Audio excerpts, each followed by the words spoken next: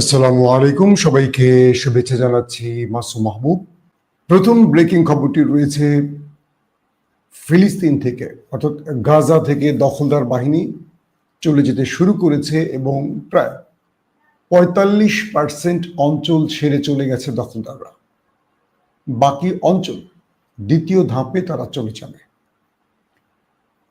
শত শত ত্রাণের গাড়ি প্রবেশ করছে, মানুষের মধ্যে উৎসব আনন্দ চলছে গাজায়।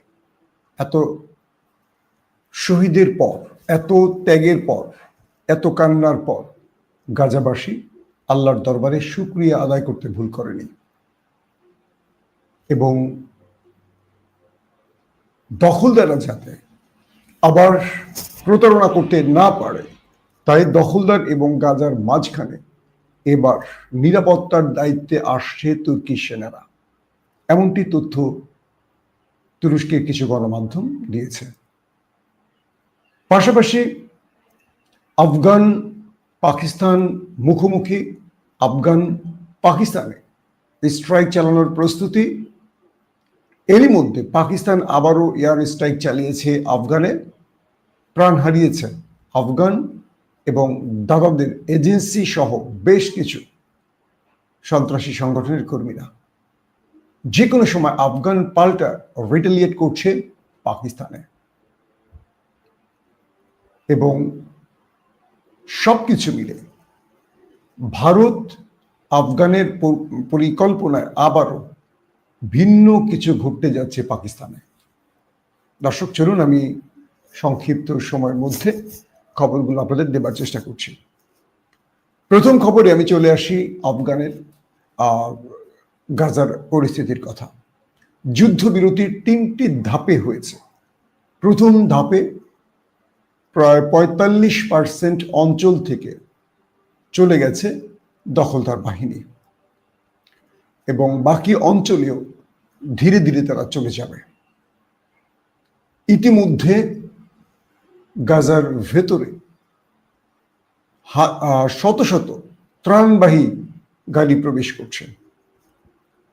প্রতিটি মানুষ যাতে খাদ্য পায় সেই ব্যবস্থা করা হচ্ছে এবং যারা এই যুদ্ধের জন্য চলে গিয়েছিল বিভিন্ন, সেটা জর্দান বলি, সেটা মিশর বলি, যে যেখান থেকে চলে গেছে তারা আবার তাদের মাতৃভূমিতে ফিরতে শুরু করেছে। দ্বিতীয় দফাতে হবে জিম্মি মুক্তি। প্রতিরোধ বাহিনীর ধারণা পূর্বের মতো দখলদার বাহিনী তাদের জিম্মিদের ফেরত পাওয়ার পর আবারও কোনো ছুতোয় আক্রমণ করতে পারে। তাই তারা গ্রান্টার রাষ্ট্রদেরকে বলছে, যারা এই যুদ্ধবিরতি ঘটিয়েছে, 4টি রাষ্ট্র গ্রান্টার, তাদেরকে বলে দিয়েছে যে এই বিষয়টি আপনাদের ডিল করতে হবে। আর এই ডিল করা রাষ্ট্রের মধ্যে আরব রাষ্ট্র যেন প্রথমে না থাকে, কারণ আরবরা কখনো পাল্টা জবাব দিতে পারবে না। যেমন কাতারে আক্রমণের পর আরবরা বিভিন্নভাবে কূটনৈতিক চেষ্টা চালালো, পাল্টা কোনো আক্রমণ করেনি। আমেরিকা যখন ইরানের পারমাণবিক কেন্দ্রে, সেটা ফোর্দো, নাতাঞ্জ, স্পান, যেখানেই হোক, 3টি পারমাণবিক প্রকল্পকে টার্গেট করে আক্রমণ করেছিল, ইরান কিন্তু বসে থাকেনি। ইরান কাতারে অবস্থিত মার্কিন সবচেয়ে বড় ঘাঁটি আল উদাইদ, সেখানে আক্রমণ করেছে, তাদের টোটাল নেটওয়ার্কিং সিস্টেমকে ধ্বংস করে দিয়েছে। অর্থাৎ ইরান না দখলদারদেরকে ছাড় দিয়েছে, না আমেরিকাকে ছাড় দিয়েছে। রাষ্ট্রটা কতটুকু শক্তিশালী, তার চেয়ে বড় জিনিস রাষ্ট্রটা কতটা সাহসী। আরব রাষ্ট্রের অর্থের অভাব না থাকলেও সাহসের অভাব আছে।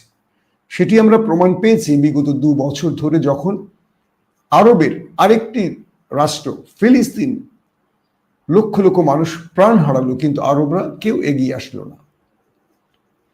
তো সেই হিসেবে প্রতিরোধ বাহিনীর দাবি হলো গাজার দায়িত্ব যেন তুরস্ককে দেয়া হয় এবং ইতিমধ্যে তুরস্কের প্রতিরক্ষা মন্ত্রী জানিয়েছে গাজাতে তুর্কি সেনারা যাচ্ছে এবং সেইভাবেই তুর্কি সেনাদের প্রস্তুত করা হচ্ছে।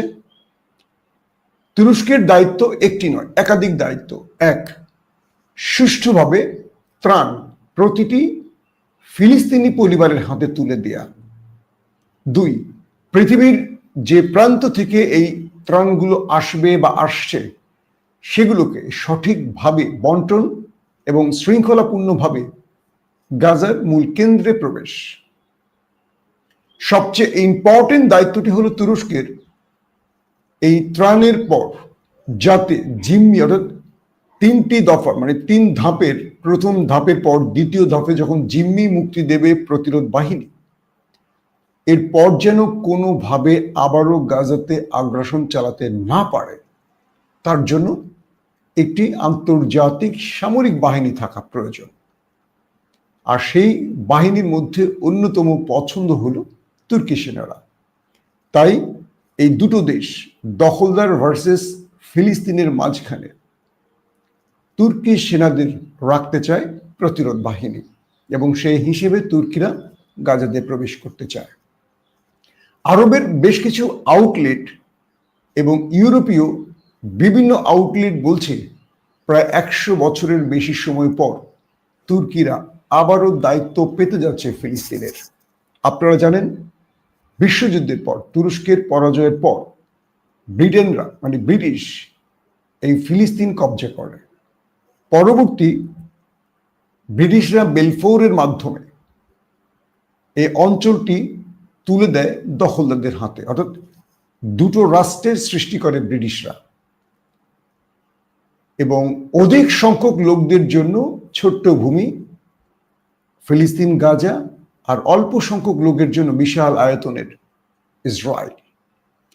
তো যার কারণে বিগত সময় ধরে দ্বিরাষ্ট্র ভিত্তিক সমাধানের দিকে পৃথিবী নজর দিলেও শেষ পর্যন্ত সেই বিষয়টি আলোচনার তুঙ্গে থাকলেও ইউরোপীয় নেতারা আলোচনা করলেও ডোনাল্ড ট্রাম্পের জন্য আপাতত সেই আলোচনাটা এখানে স্টপ। তবে দুই রাষ্ট্রেই এই দুটো দেশের হানাহানি বন্ধের চিন্তা করছে বিশ্ব নেতারা।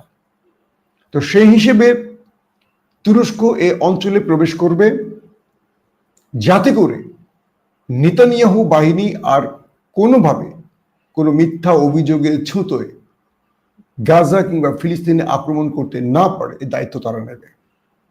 আর তুর্কিরা মনে করছে যে বিশ্বযুদ্ধে পরাজয়ের পর এই ফিলিস্তিনটি প্রায় 700 থেকে 750 বছর তুর্কিরা যে ফিলিস্তিনকে তাদের কাছে রেখেছে বা এটা রক্ষণাবেক্ষণ করেছে, যেটি হারিয়ে গেছে তুর্কিদের হাত থেকে আরবের বিশ্বাসঘাতকতায়। আপনারা জানেন শরীফ উদ্দিনের বিশ্বাসঘাতকতায় ব্রিটিশরা ওসমানী সালতানাতের আরব অংশে ফাটল ধরিয়ে দেয় এবং এই ফাটলের পর এখানে আরবের একাধিক রাষ্ট্রের জন্ম হয়।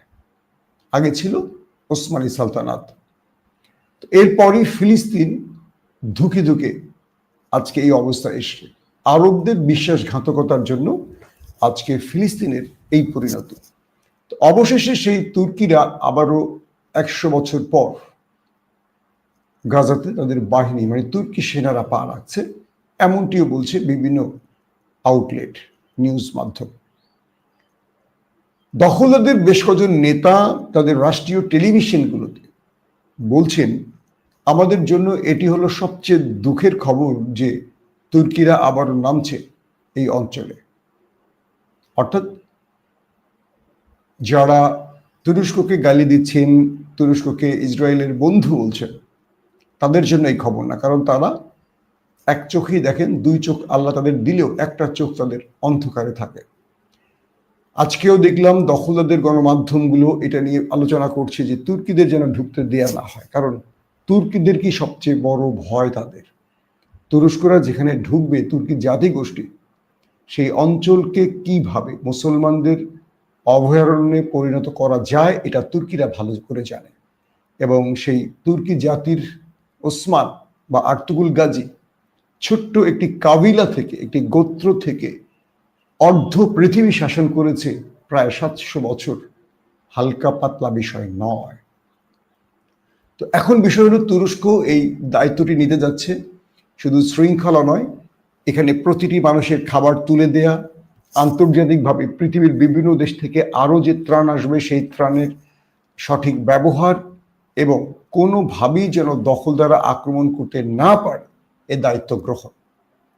পাশাপাশি আগামী সোমবার মিস্টার ডোনাল্ড ট্রাম্প আসবেন মিশরে। প্রথমে তিনি আসবেন ইসরায়েলে এবং সেখানে তিনি বক্তব্য রাখবেন। সেখান থেকে অর্থাৎ যে তিনটি যে ধাপ রয়েছে যুদ্ধবিরতির, দ্বিতীয় ধাপে ডোনাল্ড ট্রাম্পের প্রবেশ ঘটবে ইসরায়েলে। এরপর তিনি চলে যাবেন সেখান থেকে বক্তব্য দিয়ে মিশরে মুসলিম বিশ্বের অনেক নেতারা থাকবেন, ইউরোপীয় রাষ্ট্রনায়করা থাকবেন এবং সেখানে যুদ্ধবিরতি টেকসই সমাধানের জন্য বিশ্ব নেতারা ডোনাল্ড ট্রাম্পের সাথে বসবেন এবং আশা করা যায় এখান থেকে দ্বিরাষ্ট্রভিত্তিক সমাধানের ইস্যুটিও আলোচনায় আসবে। এবং বলা হয়েছে তুরস্কের পক্ষ থেকে এবং হামাসের পক্ষ থেকে বলা হয়েছে যে এই পুরো বিষয়টা ডিল করবে চারটি গ্রান্টার রাষ্ট্র: তুরস্ক, আমেরিকা, মিশর, কাতার। দখলদাররা ভয় পায় দুটো দেশকে, এর মধ্যে অন্যতম দেশটির নাম তুরস্ক। আর আমেরিকাকে ভয় পায় বলা যায় না, আমেরিকাই তাদেরকে প্রচ্ছন্ন সহযোগিতা করে থাকে সব কাজে।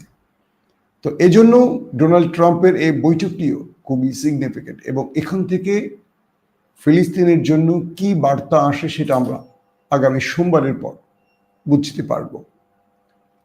পাশাপাশি এরদোয়ানের বাহিনী কেবল ত্রাণ দিচ্ছে নাকি এই সুযোগে আবারও হামাসের কাছে অস্ত্র পৌঁছে দিচ্ছে, এই ব্যাপারেও আতঙ্কে রয়েছে দখলদার বাহিনী। কারণ পূর্বে এরদোয়ান যতটুকু সময় সুযোগ পেয়েছে, এই সময় সুযোগের মধ্যে প্রচুর অস্ত্র ঢুকিয়েছিল গাজাতে, এমন দাবি দখলদাররা করেছে। তো এবার তাদের এই ভয়টি আছে। তবে এখন বলা যায় যে দখলদারদের খুব বেশি আধিপত্য নেই গাজাতে এবং এই অঞ্চলে এখন ঢুকছে গাড়ি, প্রত্যেকে তাদের মাতৃভূমি যার ধ্বংসস্তূপের কাছে যাচ্ছে।